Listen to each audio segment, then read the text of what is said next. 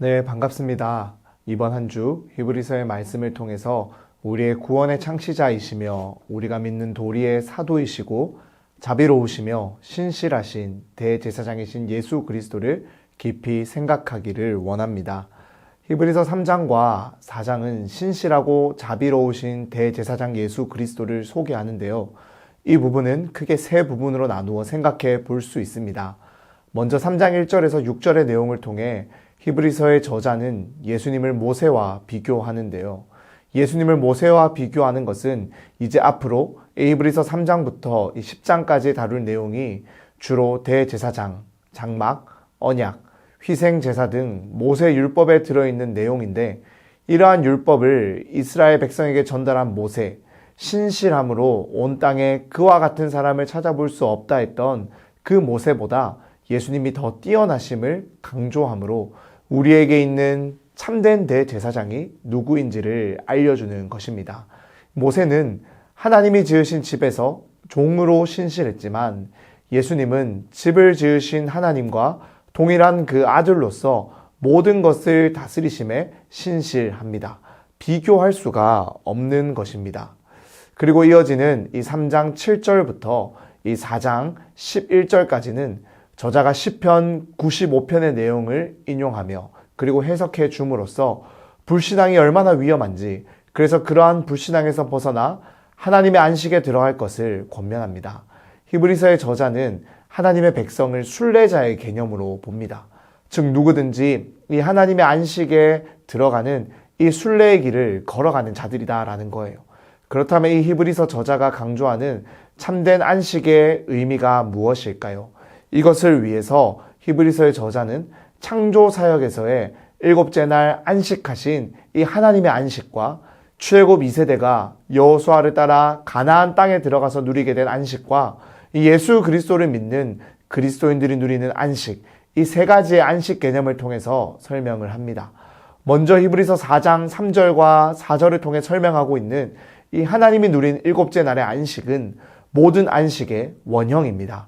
창조 사역을 보면 첫째 날부터 여섯째 날까지 빠지지 않고 등장하는 표현이 바로 저녁이 되고 아침이 되니라는 표현이지만 이 일곱째 날에는 그러한 표현이 없습니다. 즉 이것은 하나님이 창조 사역을 마치시고 누린 이 일곱째 날의 안식은 창조 사역의 완결과 영원한 안식을 의미한다라는 거예요. 하지만 죄를 범한 인간이 이 하나님의 영원한 참된 안식에서 떨어지게 되자 하나님은 이스라엘 백성들에게 출애굽과 약속의 땅 가나안 땅에 들어가는 이 모든 과정을 통해 참된 안식이 어떠한 것일지를 기대하게 만듭니다. 하지만 이것은 참된 안식의 모형일 뿐입니다. 아직 이스라엘 백성들의 죄의 문제가 완전히 해결되지 못했기 때문입니다. 그래서 하나님은 이후 예수 그리스도를 통해 모든 죄의 문제를 해결하시고 하나님의 완전하고 영원한 참된 안식을 이제 예수 그리스도를 믿는 자들에게 주십니다. 그렇게 히브리서의 저자는 바로 이 안식에 들어갈 것에 힘써 순종하자고 권면합니다. 예수를 믿는 자들은 이미 예수 안에 있기에 그 안식을 이미 누리며 이 땅을 살아갑니다. 하지만 아직 마지막 때가 오지 않았기에 우리는 그날이 오기까지 우리에게 주어진 삶에서 순종함으로 참된 안식을 향해 나아가므로 이 길에서 떨어져 나가서는 안 된다라는 것을 히브리서의 저자는 경고하는 것입니다.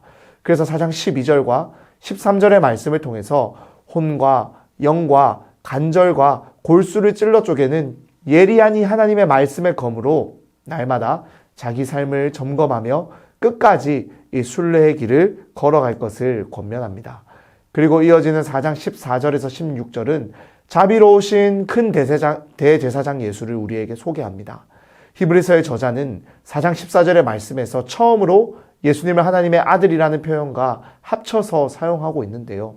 이것은 1장에서 하나님의 아들이라고 표현하며 강조된 이 신성과 2장에서 우리의 구원의 창시자로 우리와 같아지신 예수님의 인성을 결합한 표현으로 우리에게 있는 이 큰 대제사장이신 예수는 신성과 인성을 모두 갖추신 완전한 대제사장임을 밝히는 표현입니다.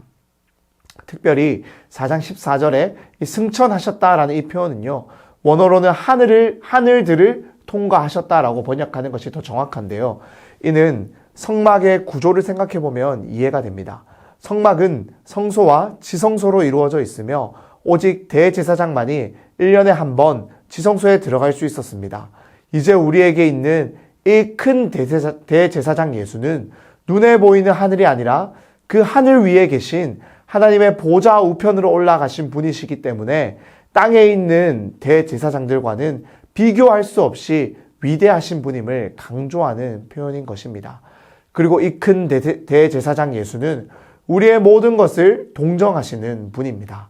이 동정한다라는 표현은요, 감정을 넘어서서 적극적인 동정의 행동, 도움을 얻지 못한 자들에게도 도움을 주는 행동까지 포함된 것으로 예수님은 모든 면에서 우리와 아주 같아지심으로 인간의 연약한 본성에 완전히 동참하여 주심을 통해 우리를 동정하시는 분이신 것입니다. 그래서 우리에게 있는 이 큰 대제사장 예수는 하늘을 통과하여 완전한 성소에 계신 대제사장이시며 인간의 연약함을 공감하시지만 죄는 없으신 대제사장으로 땅의 대제사장들보다 천사보다 뛰어나신 분이십니다. 그렇게 이 모든 것을 종합하면요, 우리는 우리에게 있는 신실하고 자비로우신 큰 대제사장 예수로 인해 날마다 은혜의 보좌 앞에 담대히 나아가 참된 안식을 향해 나아갈 수 있게 되었습니다. 1년에 딱 한 번 대제사장만이 나아갈 수 있었던 지성소, 즉 하나님 앞으로 우리는 이 예수를 의지하며 예수가 주신 말씀을 통해 그를 예배함으로 그의 이름으로 기도함으로 언제나 어디서나 하나님 앞에 나아가는 것입니다.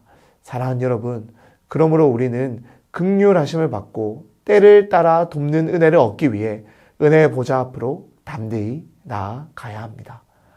오늘 하루, 이번 한 주, 우리의 매일의 삶이, 평생의 삶이 날마다 이 은혜의 보좌 앞에 머무는 인생들이 될 수 있기를 우리 주님의 이름으로 축원합니다. 잠시 기도하겠습니다.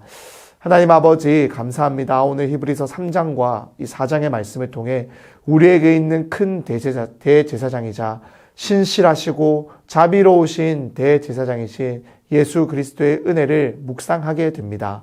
날마다 이 주님이 이 땅에 오셔서 우리를 위해 행하신 그 구속의 사역의 그 기쁨과 감격을 기억하며 이제는 우리가 우리의 모든 죄가 사함을 받아 담대히 주님 앞으로, 하나님 앞으로 나아갈 수 있는 자들이 되었음을 깨닫게 하여 주시고, 그래서 날마다 은혜를 얻기 위하여, 때를 따라 돕는 은혜를 얻기 위하여 담대히 은혜의 보좌 앞으로 나아가 엎드려 날마다 하나님의 말씀 앞에 하나님만을 붙들고 살아갈 수 있는 복된 인생들 될 수 있도록 축복하여 주시옵소서. 예수님의 이름으로 기도드립니다. 아멘.